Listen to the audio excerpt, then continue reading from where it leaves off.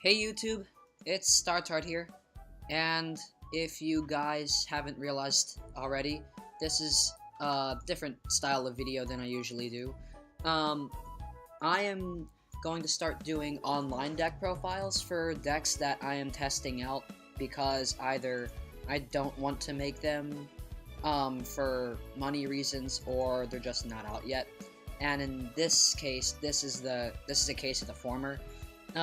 So this is Qliphort's, as you guys have probably already guessed, and this is a deck that I decided to try out just because I wanted to see what it was like to play it, and I really do like Qliphort, and I added a personal touch to it, and it works very well, and so I thought I'd share it with you guys, and let's begin. So Qliphort. The main thing behind Qliphort is Scout. Search all your stuff. And Scout is the most important piece of this deck in general because Scout searches everything. He searches Disc, Carrier, Shell, Helix, Sacrifice. He Scout's a beast. So 3 Scout is mandatory. If you don't run 3 Scout, you're stupid. 3 Qliphort Disc. I like Disc because Disc can be brought out through Sacrifice, and if you tribute Carrier or Helix, you get to bounce a monster to hand or pop a spell trap, depending on which one you tributed. And when Disc is tribute summoned, you get 2 free Qliphorts that go to the extra deck during the end phase. It's pretty great. So I love Disc. Disc is great. Plus he's a 28 beater, and he works well by being a 1-scale monster, a 1-scale pendulum monster, while Scout and many of the other ones are, while Scout and Helix and Shell are all scale 9. So Qliphort Disc being a scale 1 definitely really is helpful. Going on to the next monster, Qliphort Carrier. 3 of this thing. Carrier is very good because he can bounce monsters. That's a pretty important effect because you can put Shaddolls back into the extra deck without having them get their fusion back, so they don't float. And Carrier, just in general, is a very fun card to have. He has very nice synergy with Disc and Scout, as well as Sacrifice, so most of the time you'll be searching for Carrier. Occasionally you'll search for Helix, but I'll get to that later. Carrier is a good card. Qliphort Shell, he's the Piercer, he is the beast, he is the beast of this build. Some decks run Tower. I don't like Towers, just because you need 3 Qliphorts, but that's not very hard to get. But I just don't run Towers, even though Towers is a boss. Shell pierces, and he can make second attack during every battle phase if you tributed a Qliph. So if you tributed Carrier or Helix, he can attack twice, and that's very strong. You'll be dealing lots and lots of damage with Shell. Plus with Skill Drain, Shell becomes 28, as does Disc, and that's very fun. Plus he can be searched with Scout, so more synergy there. Helix. Like I said, I would be getting to Helix, and here he is. Helix destroys spell traps when he's tributed, and that's very useful, because you can blow up nasty back rows, and you can use him to tribute for Disc and Shell, along with, by using Sacrifice, by treating him as 2 tributes. Helix is amazing, but I only run 2 of him. I was considering dropping 1 Carrier and running 2 Carrier, 3 Helix, but that's not as good of an idea, because monsters are a little more important to go back to the hand than spell traps are to be destroyed, because lots of spell traps can be chained nowadays. But Helix is nonetheless a very good card. Plus he's a 9 scale, so you can use him with Disc and with Carrier. And then Odd Eyes Pendulum Dragon. His only purpose is to search Scout, put him in the Pendulum Zone, end phase, destroy him, search Scout. Plus, if all else fails, he can be used as a scale 4 to special any of the other Qliphs. And he can also special copies of himself to pendulum summoning. And Trampolinx is another very good card here. It's not a big monster, so you only run a 1-2. You only want to run 2, excuse me. But Trampolinx has a very special combo. If you use him with Scout, you can pay 800, search 1, and then you can Pendulum Summon and use Trampolinx to bounce Scout back and activate Scout again and get another search. That's a very good effect. And as you'll see later with this next monster, that Trampolinx has good synergy with that too. So going on to Vanity's Fiend, this is my own personal tech. I have not seen anybody run Vanities except for me. This is a very, very strong card in the deck because, like I said, you can use the Trampolinx combo with Scout. So what you can do is Scout Trampolinx, search for Carrier, or in most cases actually when you're going for the Vanity combo, I like to search for Helix to destroy spell traps that could mess up Vanity. So I'll go Scout, search for Helix, Pendulum Helix, bounce for Scout, bounce for Trampolinx's effect, reactivate Scout, and I'll Scout for like Sacrifice or Carrier, and then I'll tribute the now useless Helix, and then I'll destroy a spell trap, and that just net me a walking emptiness that is nearly impossible to kill without special summoning anything. I got myself a destroyed spell trap, and I got myself a Carrier, which is great. So that's always a fun combo. Plus it messes up lots of players' plans. So that's a very, very fun tech. I've seen no one running that, so this is a personal touch, and I love it to death. It's very, very fun. So that's pretty much the monster core, and I'm gonna go on to spells now. 2 Duality and 2 Upstart is for consistency. Upstart deck thins, Duality gets what you want. And with Duality and combined with Summoner's Art searches Scout, by the way.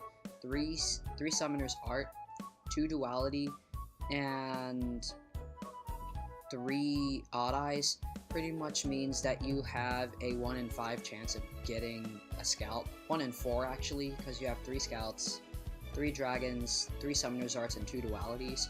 So you have a 1 in 4 chance of drawing a Scout or something else along those lines. That's an amazing chance, and that consistency is just awesome.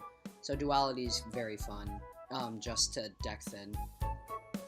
Sacrifice is a necessity, because you can tribute 2 off, summon Pendulum, only for a Qliphort, excuse me, not Pendulum, Disc, tribute 2 for Disc, tribute 2 for Shell, plus the Qliphort can't be killed by battle, and it gains 300, so that's awesome. And plus when the Qliphort is sacrificed, or if Sacrifice is sent from the field to the grave, then you get a free Cliff monster from the deck. Excuse me. I can't talk today. So Sacrifice is great because that also gives you an opportunity to search Scout. And then of course 2 MST, just to destroy anything during the end phase. The MST is very fun this format, so I like MST because it's also chainable. You can use it during the battle phase if they decide to do something like Emptiness on you or Skill Drain or whatever. Though neither of those cards really touch this deck. On to the traps. 3 Skill Drain is a necessity. I keep saying that word, but really, when I say it, I do mean it. You need 3 Skill Drain because Skill Drain pretty much doubles, sometimes even triples your damage output. You would never use Skill Drain if you had Vanity on the field, so Skill Drain is more of a mid to late game card, Vanity is more of an early game card, but Skill Drain is very, very useful in many, many ways. Like I said, it triples, doubles your damage output, it stops a lot of effects, so Skill Drain at 3 is great, though do expect it to get limited or semied in the next format. Torrential Tribute is good. send all your Cliffs back to the extra deck and blow up your opponent's field. Great. You can, because then all your Qliphorts can just float. 3 Emptiness and 2 Vanity might seem a little redundant. It might definitely seem redundant, but Emptiness is chainable. Vanity Speed is obviously not. Plus, 3 copies of Emptiness is always fun. Just because it's such a good card this format. Do expect it to get limited or banned in the next format, though.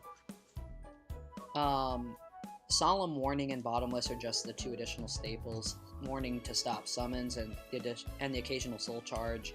Bottomless to also stop the occasional Soul Charge and just to banish the monster that comes out. To try to circumvent the problem of the shit-all problem. So, Bottomless Trap Hole is definitely a thing, and so is Solemn Warning. That's the main deck, guys, and I'm gonna go to side deck next.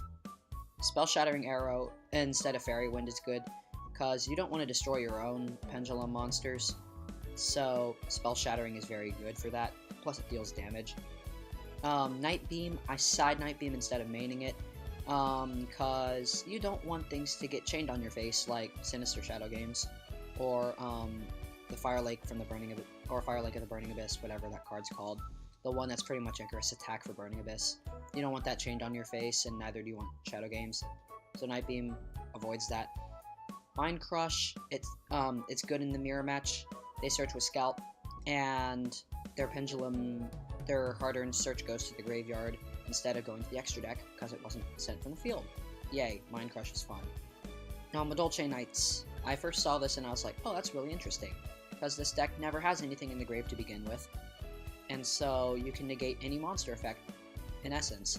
I mean, Vanity might be in the grave, but I usually side him out for this, just because you already have 3 Emptiness, and Vanity is more of an early game card, so Madolche Knights is definitely fun. Shadow Imprisoning and Soul Drain should be seen everywhere that doesn't use graveyard effects, just against Shaddoll and Burning Abyss. Trap Stun stops, like I said, the Fire Lake, and the chainable traps like Shadow Games. And Clipper Launch is an alternative to Skill Drain. It's a fast alternative that's also chainable.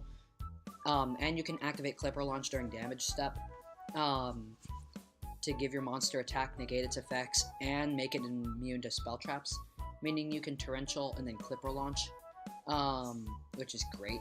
Make everything invincible, and make all your Cliffs invincible, give them 300 attack, and give them mass amounts of attack, like Discs 2800, Shells 2800, Helix is 24, 2400 for Carrier, so this card is actually quite dangerous when used like that. I like Clipper Launch. And I'm not even going to review the extra deck, because really, your extra deck is useless. You don't use it. I just have 15 cards here, because no cards in extra looks a little sketchy this format when literally everything has extra deck cards. So 15 extra deck cards that I can summon, but not necessarily use.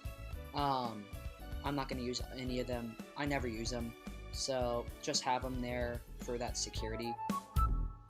So that's Qliphorts, guys. I would love to make this deck its tier. I would consider it above tier 1. I would consider it tier 0, just because it's so unstoppable, especially with this tech here. Early game Vanity is devastating. In addition to Skill Drain and Emptiness, it gives you so many lockdowns. So I love this deck. I would love to make it, but when making Qliphort, do bear in mind that 3 Scout at 30 to 40 each and 3 Disc from 50 to 60 each is a wallet burner. This deck, and on top of that, you also have $20 to $30 Pendulum Dragons and like $20 to $30 sacrifices. So do bear in mind that also with Emptiness too. Emptiness is very expensive. So do be conscious of the fact that this is a money deck. You're going to be spending about $600 building this. So just keep that in mind when you're building Qliphort. But aside from that, if you have the resources or the money to do it, by all means go for it. This is an amazing deck, and I love it to death. I'll probably be doing a gameplay of this deck just to see how it works, just to show you guys how it'll work. I'll try to get a game or two with Emptiness in it, Fiend in it, to show you the Fiend combo. So, until that time, guys, like, comment, sub. Shoutouts to my girlfriend for helping with the music editing. Link to her channel's in the upper right corner. So, check her out. She does voiceovers for karaoke's. She's very good, so check her out. Big shoutouts to her. Thanks a lot for watching, guys, and see you next deck list.